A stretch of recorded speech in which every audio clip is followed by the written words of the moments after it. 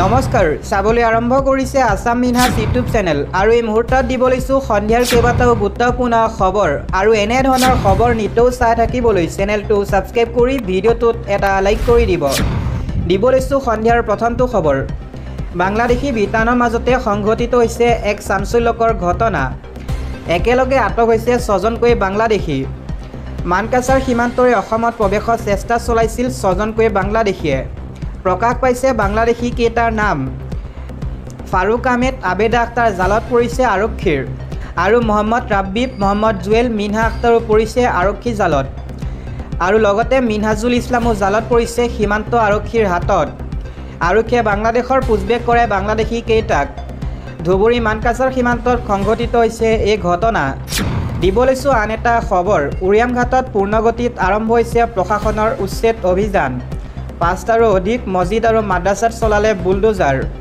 1 নং মধুপুৰ ৰাণানগৰ আৰু হাতীডুবিত উচ্ছেদ চলাইছে প্ৰশাসনে হাতীডুবিৰ 107টা পৰিয়ালৰ বাসগৃহত উচ্ছেদ 30খনৰো অধিক বুলডোজাৰে চলিছে উচ্ছেদ অভিযান উচ্ছেদস্থলীত উপস্থিত আছে আৰক্ষী বন বিভাগ CRPF বাহিনী আৰু নগা আৰক্ষী ৰাণানগৰত 94টা পৰিয়ালত চলিছে উচ্ছেদ 1 নং মধুপুৰত 88টা পৰিয়ালৰ বাসগৃহত পৰিছে বুলডোজাৰৰ কোব মাদ্ৰাসা মছজিদত উচ্ছেদ চলা পূৰ্বেই হাহাকাৰ লাগিছে উচ্ছেদিতৰ কান্দি কান্দি ভাগৰি পৰিছে উচ্ছেদিত জনতা ধুবুৰীত আকৌ নিষিদ্ধ মাংসক লৈ সৃষ্টি হৈছে উত্তপ্ত পৰিস্থিতি এই মুহূৰ্তত দিব লৈছো আন এক ডাঙৰ খবৰ 5 আৰু 6টাকৈ স্থানত পেলাই থৈ গ'ল নিষিদ্ধ মাংসৰ টোপোলা ঘটনাৰ পাছতে ওলাইছে শ ৰাইজ অসমৰ বংগ সীমান্তত এই ভয়ংকৰ ঘটনাটো সংঘটিত হৈছে সীমান্তৰ মুদক পাৰত উত্তপ্ত পৰিস্থিতি আৰু তাৰ পাছতে আৰক্ষীক ঝাৰু দেখুৱাই প্ৰতিবাদ সাব্যস্ত কৰিছে একাংশ মহিলাই পথ অৱৰোধৰ হুংকাৰ দিছে ৰাইজে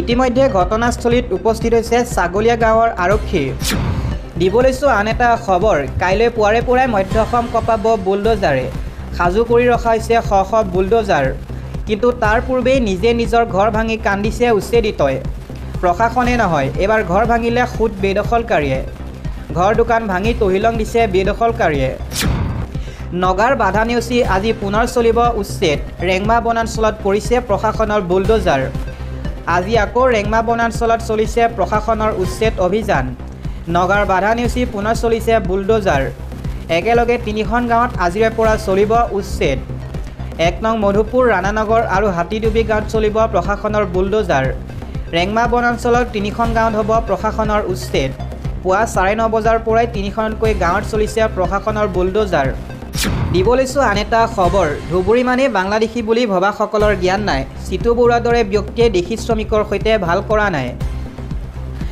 উজনিৰ মিয়া বিচৰা অভিযানৰ পিছত দেশী মুছলমানৰ সৈতে উজনি বেয়া হৈছে সম্বন্ধয় চিতু বৰুৱাৰ দৰে ব্যক্তিয়ে যি কাণ্ড কৰিলে তাক তীব্ৰ ভাষাৰে গৰিহণা তেওঁলোকে বহু কথা নজনাৰ বাবে এনে ধৰণৰ কাণ্ড কৰিলে ভৱিষ্যতলৈ এনে কাণ্ড পুনৰাবৃত্তি কৰিলে লোৱা হ'ব ব্যৱস্থা দেশীসকলৰ বিষয়ে নজনা সকলৰো নাই ভালদৰে জ্ঞান আহৰণ কৰক আমাৰ সকলো জাতি জনগোষ্ঠীক একত্ৰিত হৈ থকাৰো আহ্বান উজনিৰ মিয়া বিৰোধী অভিযানৰ বিৰুদ্ধে এনেদৰে সৰব ৰয়েল আহোম ছ'চাইটি ছাইদা হামিদৰ বক্তব্য অসমৰ জাতীয় স্বাৰ্থ বিৰোধী এই তীব্ৰ প্ৰতিক্ৰিয়া বিধায়ক অখিল গগৈ ৰাজ্য দলৰ সভাপতি অখিল গগৈয়ে ছাইদা হামিদৰ বক্তব্যক অসমৰ জাতীয় স্বাৰ্থ বিৰোধী বুলি অভিহিত কৰিছে সংবাদ মাধ্যমলৈ প্ৰেৰণ কৰা এক বিবৃতিত তেওঁ কয় যে সংকটৰ এনে সময়ত অদ্ভুত আৰু স্পৰ্শকাতৰ বিষয়ত অসমৰ স্বাৰ্থ বিৰোধী কথাকৈ বিজেপিক সহায় কৰা বাদে আন একো লাভ নাই অখিল গগৈয়ে সাংবাদিকৰ আগত স্পষ্টভাৱে কয় যে অসমীয়া জাতিয়ে কোনো বিদেশীৰ বোজা গ্ৰহণ নকৰে তেওঁ আৰু কয় যে অসমীয়া জাতিয়ে হিন্দুক হওক বা মুছলমানক হওক যিকোনো বিদেশীৰ বিৰুদ্ধে আছে অসমত আহি কোনোবাই বিদেশী থাকিলেও কোনো দিগদাৰ নাই বুলি কোৱাটো অসমৰ জাতীয় স্বাৰ্থ বিৰোধী বক্তব্য বুলি অখিল গগৈয়ে মত পোষণ কৰে ৰাজ্য দলে ছাইদা হামিদৰ বক্তব্যক গৰিহণা দি এনে উচতনিমূলক বক্তব্য নিদিবলৈ আহ্বান জনায় অখিল গগৈয়ে অসমৰ ৰাজনৈতিক ইতিহাস আৰু অসমীয়া মানুহৰ সংগ্ৰাম বুজি উঠিবলৈ আহ্বান জনাইছে লগতে উদ্যোক্তা সমিতিৰ অসমৰ ৰাইজক স্পষ্টীকৰণ দিয়াৰ দাবী উত্থাপন কৰিছে দিব লৈছো আন্তঃৰাষ্ট্ৰীয় এটা খবৰ আমেৰিকা শুল্ক নীতি 27 আগষ্টৰ পৰা কাৰ্যকৰী হ'ব ভাৰতীয় সামগ্ৰীৰ ওপৰত 50% শুল্ক 27 আগষ্টৰ পৰা বুধবাৰ কাৰ্যকৰী হ'ব আমেৰিকাৰ ৰাষ্ট্ৰপতি ডনাল্ড ট্ৰাম্পৰ প্ৰশাসনে ভাৰতৰ পৰা আমদানি কৰা সামগ্ৰীৰ ওপৰত আৰোপ কৰা অতিৰিক্ত 25% শুল্ক এই শুল্কৰ ফলত ভাৰতীয় সামগ্ৰীৰ ওপৰত মুঠ শুল্ক 50% বৃদ্ধি পাব। ৰাছিয়াৰ পৰা তেল ক্ৰয় কৰাৰ বাবে ভাৰতক শাস্তি দিয়াৰ উদ্দেশ্যে ট্ৰাম্প প্ৰশাসনে এই সিদ্ধান্ত গ্ৰহণ কৰিছিল, যি ৰাছিয়াৰ অৰ্থনীতিক সহায় কৰা বুলি আমেৰিকাই বিবেচনা কৰিছিল। ট্ৰাম্প প্ৰশাসনে ইতিমধ্যে এই সন্দৰ্ভত খচৰা নিৰ্দেশনা প্ৰকাশ কৰিছে, যাক মঙলবাৰে আনুষ্ঠানিকভাৱে ঘোষণা কৰা হ'ব। প্ৰকাশিত তথ্য অনুসৰি এই নিৰ্দেশনা আমেৰিকাৰ গৃহ নিৰাপত্তা বিভাগ আৰু শুল্ক আৰু সীমা সুৰক্ষা বিভাগৰ যোগেদি প্ৰস্তুত কৰা হৈছে। 6 আগষ্টত ট্ৰাম্পে জাৰি কৰা কাৰ্যবাহী আদেশৰ ভিত্তিত এই শুল্ক আৰোপ কৰা হৈছে, য'ত ৰাছিয়াৰ সৈতে বাণিজ্য কৰাৰ ফলত সৃষ্টি হোৱা ভাবুকিৰ প্ৰতিহত কৰাৰ কথা উল্লেখ কৰা হৈছে। নিৰ্দেশনাত কোৱা হৈছে যে ভাৰতে ৰাছিয়াৰ পৰা প্ৰত্যক্ষ বা পৰোক্ষভাৱে তেল ক্ৰয় কৰি ৰাছিয়াৰ অৰ্থনীতিক সহায় কৰিছে, যাৰ ফলত এই অতিৰিক্ত শুল্কৰ প্ৰয়োজন হৈছে।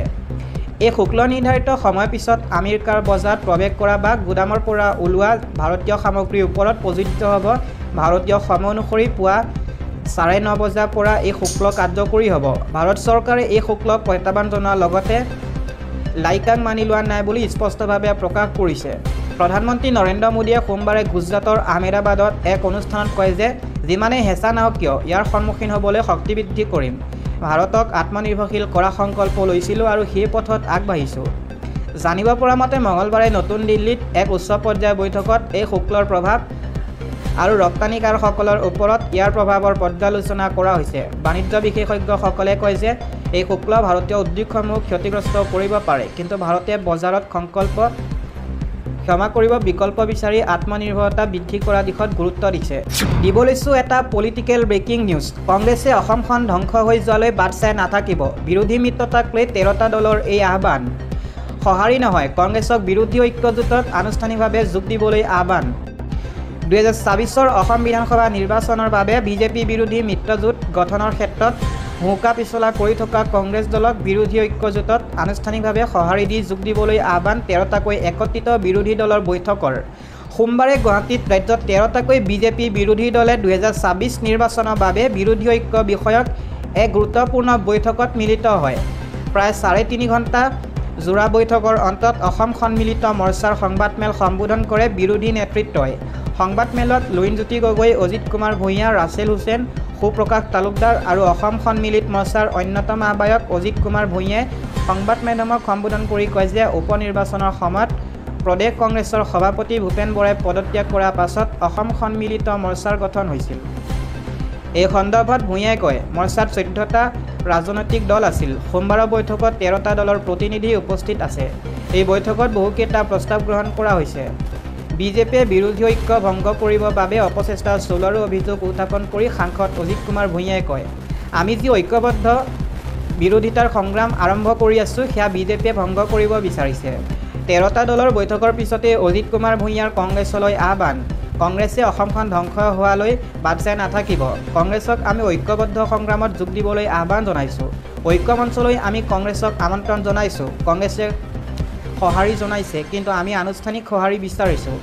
কেৱল সেয়াই নহয়, বিজেপিয়ে দুৰ্নীতি, ভ্ৰষ্টাচাৰ, চিণ্ডিকেটক বিত্তীয় দুৰ্বস্থাৰ কথাসমূহ ৰাইজৰ পৰা কৌশলৰে লুকুৱাই ৰাখিব খুজিছে বুলি কৈ ঐক্য মঞ্চই কয়, চৰকাৰৰ নেতৃত্বত মাটি অধিগ্ৰহণৰ এক কুটিল ৰাজনীতি আৰম্ভ কৰিছে। মুখ্যমন্ত্ৰীয়ে অসমত সাম্প্ৰদায়িক সংঘৰ্ষ সৃষ্টি কৰিবলৈ চেষ্টা কৰি আছে।